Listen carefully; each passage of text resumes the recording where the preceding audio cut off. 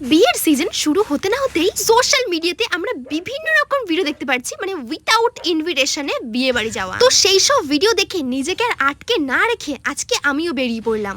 না, মোটেও বিনা নিমন্ত্রণে না, তাছাড়াও এটা বিয়ে বাড়িও না, এটা হচ্ছে জন্মদিন বাড়ি। হায় রে, কেন যে আমি ভিডিও শুরুতেই এটা বলে দিলাম কে জানে। মানে আরেকটু হয়তো বললে ভিডিওতে আরো ভালো ভিউস আসতো, কিন্তু কি আর করা যাবে, আমি আর পারছি না, আমি বলেই দিলাম প্রথমেই। অবশ্যই যেই ভিডিওগুলো আমরা দেখি যে উইথাউট ইনভিটেশনে বিয়ে বাড়ি, সবগুলো কিন্তু একদমই সত্যি হয় না। তাই বলে আমি এরকমটা মোটে বলছিলাম যে সবগুলোই ফেক হয়, না, অরিজিনাল হয় কিছু কিছু, বাট এখনকার যুগে না বেশিরভাগই সব ফেক হচ্ছে।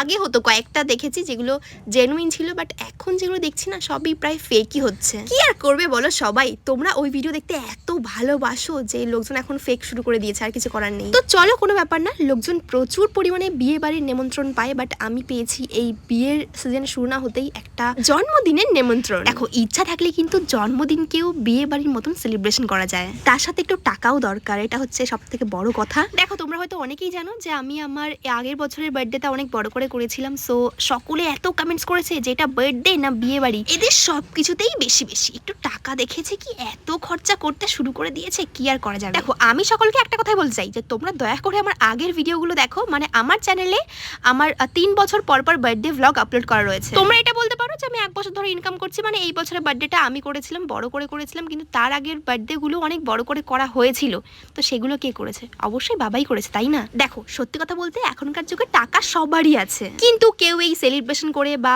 অনুষ্ঠান করে খরচা করতে আর কেউ চায় না। কিন্তু আমার বাড়ি, আমার মা বাবা সকলেই মানে চায় ছোটোখাটো অনুষ্ঠান হলেই বড় করে করতে। মানে আমার বাড়িতে অনুষ্ঠান এত হয়, তোমরা হয়তো যারা আমাকে ফলো করো সকলেই জানো, মানে অনুষ্ঠান হতেই আছে, আর কারো কোনো বাধা নেই যে না অনুষ্ঠান করা যাবে না বা এটা কিছু করা যাবে না। আর পুজোর কথা তো কি বলবো, তোমরা সকলেই জানো, তো আমি আর বললাম না এখানে, সেটাই বলছি, টাকা সকলেরই আছে এখনকার যুগে, কিন্তু কেউ আর এভাবে খরচা করতে চায় না। মানে টাকা থাকলেই হয় না, মনটা থাকাও দরকার, এটা হচ্ছে মেইন কথা। আরে বাপরে, কথা বলতে বলতে এইদিকে ভিডিওটা শেষ হতেও চললো। দেখো, সত্যি বলতে বিয়ে বাড়ি গিয়ে না দেখার জিনিস অনেক রয়েছে, বর রয়েছে, বউ রয়েছে, কন্যাযাত্রী, বরযাত্রী, দেখতে দেখতে টাইম চলে যায়। কিন্তু জন্মদিন বাড়িতে এসে কি জাস্ট কেক কাটা হয়ে গেলে শেষ হয়ে গেল। সো আমরা আসার আগে অবশ্য সেলিব্রেশন হয়ে গেছিলো, মানে কেক কাটা হয়ে গেছিলো, তো আমরা এসে জাস্ট কিছুক্ষণ বসেছি, একটু ফুচকা খেলাম, কফি খেলাম, দেন এখানে বসে পড়লাম মেইন খাওয়া দাওয়া করতে।